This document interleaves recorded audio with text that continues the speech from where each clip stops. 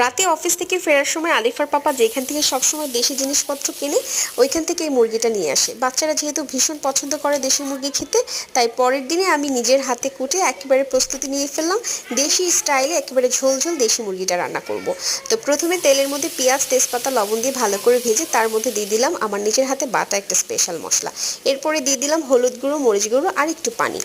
ভালো করে কষাতে কষাতে যখন তেলটা ছেড়ে দিবে ওই পর্যায়ে দিয়ে দিব মাংসগুলো ভালো করে উল্টে পাল্টে কষিয়ে নিতে হবে এবং মাংসটা যখন কষাতে কষাতে একটু নরম হয়ে আসবে ওই টাইমে দিয়ে দিব কিছু আলু, কারণ বাচ্চারা মাংসের থেকে আলুটা খেতেই বেশি পছন্দ করে।